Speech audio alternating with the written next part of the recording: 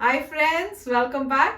तो फ्रेंड्स, जो वीडियो देख रहे हैं वो है मूनवर जी आप भी वही निकले। मूनवर राणा, इमैनुअल मैक्रोन, फ्रांस। तो फ्रेंड्स, कोई आइडिया नहीं है, वीडियो देख के पता चलेगा।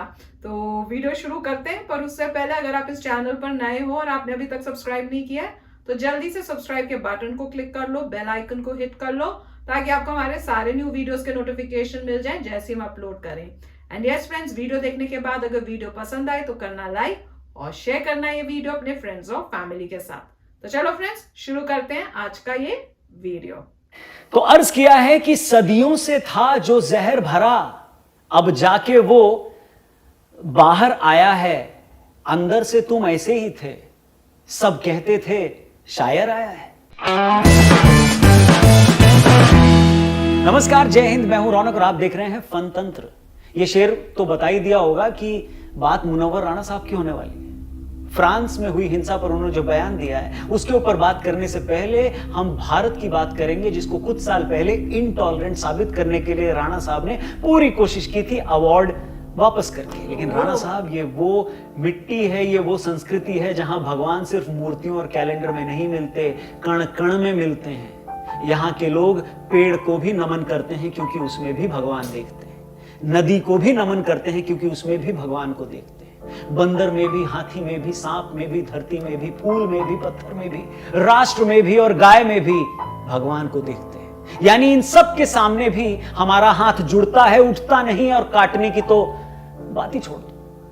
मां बाप के कार्टून की बात सुनकर आप भड़क जाते हो, लेकिन वही गाय जो माता समान है, जिसको अगर लोग काट दें तब आपको बुरा लगता है क्या? Just asking. वो गाय मां के बाद जिसका बच्चे सबसे ज्यादा दूध पीकर बड़े होते हैं, उनके कटने पर आपको बुरा लगता है क्या?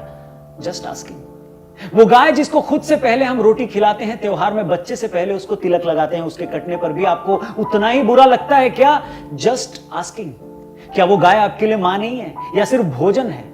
और कोई उसके खिलाफ ट्वीट कर दे या थोड़ा सा गुस्सा दिखा दे तो आपके हिसाब से वो लोग भड़काए हुए हैं, और अगर वो भड़काए हुए हैं तो आप क्या हो? और इतने सब के बाद भी इस देश में इतनी शांति से रह रहे हो, जो बकना है बक रहे हो, फिर भी आपको देश इंटॉलरेंट कैसे लगा रहे हो चचा? क्योंकि तब भी इंटॉलरेंट आप ही थे, और आज भी दुनिया देख रही है कि इंटॉलरेंट कौन हुआ जा रहा है। इसलिए आजकल शायर मुनव्वर राणा और देशवासियों के बीच मिर्जापुर के वही वाले चचा और मुन्ना भैया वाला रिश्ता चल रहा है। चचा अपनी मस्ती में नाचे जा रहे हैं और जनता उनसे कह रही है, अरे ओ चचा, शायरी वाले चचा थोड़ा रेस्ट कर लीजिए। लेकिन मुनव्वर चचा है कि मान ही नहीं रहे। वैसे मुनव्वर चचा जिंदगी भर गाते रहे कि हमारे तो सिर्फ घर के बर्तनों पर ISI लिखा है, और हम सब मानते भी रहे। लेकिन अच्छा लगता कि अगर ये गर्दन कटने वाला जोश चचा को मुंबई हमलों के बाद कसाब के लिए भी आया होता तो इनका हमको जल्दी पता चल जाता। अच्छा लगता कि इतना गला काटू जोश चचा को मुंबई में बम ब्लास्ट करके भागे दाऊद इब्राहिम के लिए भी आया होता तो इनका थोड़ा हमको जल्दी पता चलता। अच्छा होता काश कि चचा की आंखें कश्मीर में लाखों पंडितों को घर छोड़कर भागने पर मजबूर करने वाले आतंकियों के लिए भी लाल हुई होती। काश चचा पान खाते खाते पाकिस्तान बांग्लादेश के हिंदुओं के, जिनके मंदिरों को तोड़ने की खबरें रोज आती हैं, उन तोड़ने वालों के लिए भी अगर चहक उठते तो थोड़ा इनके बारे में जल्दी पता चलता।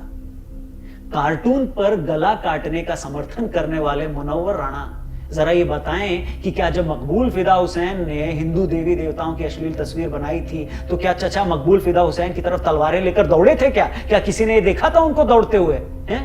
तलवारें छोड़ो, चचा ने इन घटनाओं के बाद क्या कोई अवार्ड लौटाने की कोशिश करी? वो बात करते गर्दन काट देंगे। बहरहाल मुनव्वर चचा तो वही कर रहे हैं जो उनसे उम्मीद है, लेकिन हमारे फ्रीडम ऑफ एक्सप्रेशन के चैंपियंस कहां हो गए? दिखाई नहीं दे रहे हो बे? जिनके सामने आदमी अगर राम राम जी ये करके अगर एक दूसरे से बात भी कर लेना तो वो फौरन ट्वीट कर डालते हैं कि देश में फांसीवाद आ गया है, वो देखो राम राम कर रहा है। जिनके सामने आदमी अगर शंख भी बजा देना तो खैर जाने दो। जिनके ज्ञान की जो धारा है वो रक्षाबंधन से दिवाली और होली से लेकर नवरात्रि को क्रिटिसाइज करने में धारा प्रवाह बहती रहती है, ऐसे हमारे फ्रीडम ऑफ एक्सप्रेशन और लिबरल वैल्यूज के जो चैंपियन हैं, जो एथिस्ट बनकर नाटक करके हमारे देवी देवताओं का मजाक बनाते आए हैं, वो अचानक से धार्मिक सेंसिटिविटीज की बात करने लगे हैं। चुल्लू भर पानी ले लो। भारत तेरे टुकड़े होंगे से लेकर हिंदुत्व की कबर खुदेगी जैसे नारे लगाने वालों को अचानक से याद आ रहा है कि फ्रीडम ऑफ स्पीच की एक सीमा होती है। चुल्लू भर पानी ले लो। हमारे देश के तमाम दोगले लिबरल्स जो एमएफ हुसैन से लेकर ओवैसी तक के घटिया बयानों को जस्टिफाई करते आए हैं, वो एकदम से यू टर्न मार के जमीन में सर गाड़े शुतुरमुर्ग बन रहे हैं। और फिर जब चुनाव आते हैं और लोग इनके समर्थक नेताओं के खिलाफ वोट करके आते हैं, तो यही लोग छाती और दीवार से मार के चूड़ी तोड़कर ये कहते हैं कि ईवीएम हैक हो गया। चुल्लू भर पानी ले लो। और देखो भैया, ऐसा है ना कि इज्जत है तो सबके देवी देवताओं की है, सबके भगवानों की है, सबके पैगंबरों की है। कार्टून गलत है तो सबके ही गलत हैं। लेकिन ये जो तुम्हारा सिलेक्टिव दोगलापन है ना, यही इन मुद्दों के बढ़ जाने का सबब है। हम फिर से क्लियर कर दें, हम कार्टून का समर्थन नहीं कर रहे हैं। हम सिर्फ अपने बुद्धूजीवियों के दोगलेपन को बोल्ड एवं कैपिटल में हाईलाइट कर रहे हैं। और रही बात फ्रांस की, तो भैया फ्रांस अपने देश को राफेल दे रहा है, आपके डिफेंस को मजबूत कर रहा है, और आप फ्रांस को बॉयकॉट करने की बात कर रहे हो। फ्रांस स्पेस प्रोग्राम में आपका पुराना मजबूत पार्टनर है और आप उसी के राष्ट्र प्रमुख की गर्दन काटने की बात करते हो। फ्रांस और भारत के बीच के व्यापारिक संबंध एक दूसरे देश की जनता को मजबूत कर रहे हैं, एक दूसरे के संबंध को मजबूत कर रहे हैं। आप उसी फ्रांस से संबंध तोड़ने की बात कर रहे हो। और अगर फ्रांस से संबंध तोड़ ले तो बनाए किससे बे? पाकिस्तान से, जो पिछले 70 साल से आतंकी हमारे देश में भेज रहा है, या टर्की से बे, जो पूरी दुनिया का खलीफा बनने के सपने देख रहा है और जो कश्मीर मुद्दे पर हमारे खिलाफ खड़ा है। बात करते हो भैया, डिप्लोमेसी आपकी धार्मिक भावनाओं से चलेगी या देश के हित से? बताइए। और कम से कम यह बात तो कांग्रेस को तो समझनी चाहिए, जिनके नेता भोपाल की सड़कों पर भीड़ के सामने भड़काऊ भाषण दे रहे हैं। वेल, देश की राजनीति में ज्यादा कुछ समझने को भी बाकी नहीं है, एकदम क्लियर है, साफ। जनता सब देख रही है, सब समझ रही है। और जनता की समझदारी पर जितनी जल्दी बुद्धूजीवियों को भरोसा हो जाए, उतना उन्हीं के लिए बेहतर है। क्योंकि हैक ईवीएम नहीं होती है, हैक इस तरीके के इंसिडेंट होते हैं, और इनका दोगलापन जनता के दिमाग में लंबे समय तक ताजा रह जाता है। बात समझ में आई है तो ठीक है, नहीं ठीक है तो आगे और वीडियो बना देंगे। लेकिन ये कविता जरा सुनते जाइए। चचा, अरे ओ शायर चचा, उनके लिए कुछ स्पेशल है। तो अर्ज किया है कि हमने समझा था तुम गजलों के पर्चे को बांटा करते हो, क्या ही मालूम था मन ही मन तुम गर्दन को काटा करते हो। अरे तुम तो महफिल लूटा करते थे, ये शब्द तुम्हारे कहर प्रिय। तुम तो महफिल लूटा करते थे शब्द तुम्हारे कहर प्रिय। क्या मालूम था अंदर इतना भरा हुआ है जहर प्रिय। अरे ऐसी नीच सोच की स्याही से शब्दों को गढ़ते थे। है शर्म हमें कि हम भी तुमको एक जमाने पढ़ते थे। और ये भारत देश है मियां, ये भारत देश है मियां, जरा अब कान खोल के सुन लो तुम। अब संविधान या तालिबान में एक चीज को चुन लो तुम। वीडियो पसंद आई तो शेयर करिएगा, चैनल सब्सक्राइब करिएगा। जल्दी मिलते हैं, नमस्कार, जय हिंद। तो फ्रेंड्स, एज यूजुअल बोलने की कोई जरूरत नहीं, फैंटास्टिक वीडियो था। इनके हर वीडियो बहुत अच्छे होते हैं, बहुत ब्यूटीफुल मैसेज होता है और बहुत सच बोलते हैं, और इतने अच्छे तरीके से बोलते हैं कि आपको मैसेज जो है ना आपके अक्रॉस आपको पहुंच जाएगा। तो वही वो कह रहे हैं कि आजकल देख लो, जो वैसे अपने आप को बोलते हैं फ्रीडम ऑफ स्पीच, तो उनकी फ्रीडम ऑफ स्पीच कितनी लिमिटेड प्लेसेस पे यूज करते हैं और सिलेक्टिव प्लेसेस पे यूज करते हैं। exactly. वो तो बिल्कुल नजर आ ही रहा है, आज के टाइम में तो बहुत क्लियरली आ रहा है। पर बेस्ट चीज जो है वो ये है कि अब जो हम लोग हैं, कॉमन पब्लिक है, वो जाग चुकी है। अब हम फोर्सफुली उनको रियलाइज करा रहे हैं कि आपका ये सब नहीं चलेगा, अब आपको चेंज होना पड़ेगा, नहीं तो हम और आप अलग अलग होंगे। आपका रास्ता अलग होगा, हमारा रास्ता अलग होगा। और उसका एक बहुत अच्छा एग्जाम्पल है कि वो जो मूवी है, कौन सी थी, लक्ष्मी बॉम्ब, इवेंचुअली उनको उसको नाम चेंज करना पड़ा और मेरे ख्याल से अब चेंज करके खाली लक्ष्मी रखी है। तो बिल्कुल मतलब ठीक बात है कि अगर आप एक रिलीजन के लिए बोलते हो कि ये गलत है, ऐसे नहीं बोलना चाहिए, ऐसे नहीं करना चाहिए, तो वो बात सारे रिलीजन्स के लिए इंप्लीमेंट होती है। आप सिलेक्टिव नहीं हो सकते कि भैया आपने उस रिलीजन का जो है उसको आपने गंदा बोला है या उसकी डिसरिस्पेक्ट की है, पर यहाँ पे आप कर रहे हो क्योंकि वहां की जो लोग हैं वो आपको कुछ कह नहीं रहे हैं, तो वो गलत बात है। पर वीडियो का मैसेज बहुत ही अच्छा था, और जो लास्ट में जो कविता हमेशा जैसे मैं कहती हूँ जब वो बोलते हैं, फैंटास्टिक थी। राइट, सो बहुत अच्छा था वीडियो। और अब ज़्यादा मुझे हिस्ट्री पता नहीं है मुनव्वर राना जी की, मगर ऐसे कई लोग हैं जो सिलेक्टिवली अपने जो है फ्रीडम ऑफ एक्सप्रेशन को जाहिर करते हैं। मतलब जब उनके ख्यालात से बात मैच होती है तो बोलते हैं, जब नहीं होती तो चुप बैठे रहते हैं। जैसे एम एफ हुसैन ने कुछ हिंदू गॉड्स और गॉड्सेस की जब पेंटिंग बनाई थी गलत तरीके से, तो बहुत लोगों ने शोर किया था, आई होप कि, और वही कह रहे कि उस वक्त ये कहाँ थे। उसके बाद जो दूसरे धर्म के लोग जो है बीफ खाते हैं तो तब कहाँ है। जो गौ माता है उसका आप बच्चे आपके दूध पीते हैं मैक्सिमम और आप उसको मारते हैं, जैसे इन्होंने बहुत अच्छे तरीके से कहा था, तब आप कहाँ हैं। जो कश्मीरी पंडित्स को निकाला गया था तब आप कहाँ थे।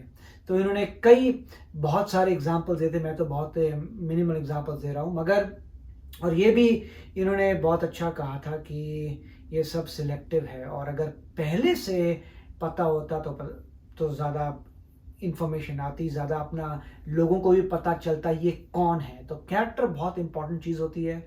अगर लोगों को कैरेक्टर मिलता, इनका कैरेक्टर पहले से एक्सपोज हो जाता, लोगों को कैरेक्टर पता लग जाता, तब ये कभी इतने ऊंचे नहीं पहुंच पाते जितने हो सकता है अभी पहुंच गए हों। और दूसरा जो है, ये बात सही है कि जो किसी भी कार्टून को अगर गलत दिखाया तो गलत बात है, वो ठीक है। आपने किसी के भी भगवान को अगर गलत तरीके से दिखाया तो मैं भी कहता हूँ कि गलत बात है, आपको नहीं करना चाहिए। मगर उसका रिस्पॉन्स आपने क्या किया? क्या आप उस बंदे का गला काट देंगे? नहीं ना, आप लीगली बैटल फाइट करिए, आप उसको प्रिजन सेंटेंस दिलाइए जो भी उसके अकॉर्डिंग है, मगर इस तरीके से आप जाके मतलब किसी का गला काटें तो उससे तो आपका खुद का नेचर नज़र आ रहा है कि कितना बुरा है।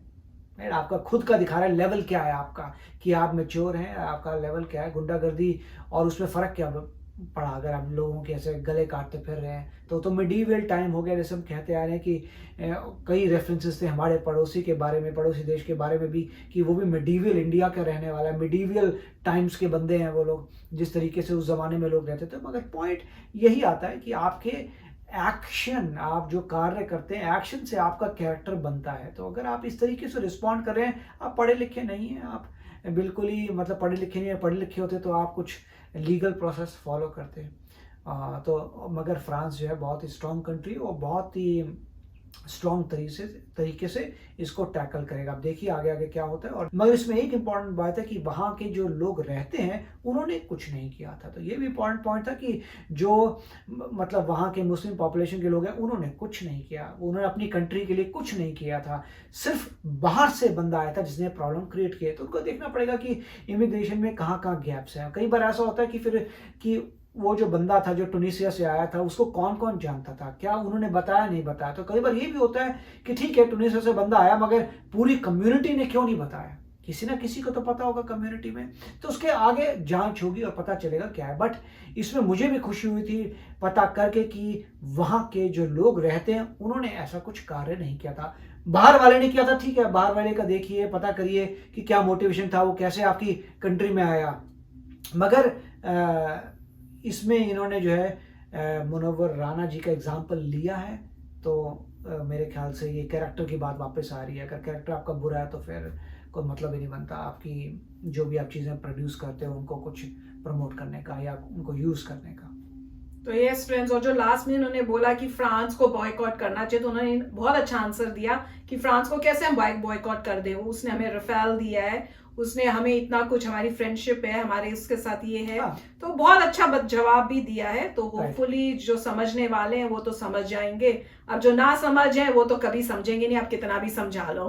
तो वीडियो कमाल का था, मजा आता है इनके वीडियोस देखने में। तो फ्रेंड्स चलते हैं, मिलेंगे नेक्स्ट वीडियो में बहुत ही जल्द। Till then take care and bye bye. तो अगर आप मेरे इस चैनल पे नए हो तो जल्दी से सब्सक्राइब के बटन को हिट करो और बेल आइकन को क्लिक करो ताकि आपको मेरा जब नया वीडियो मैं लगाऊं आपको उसके बारे में जल्दी से पता चल जाए।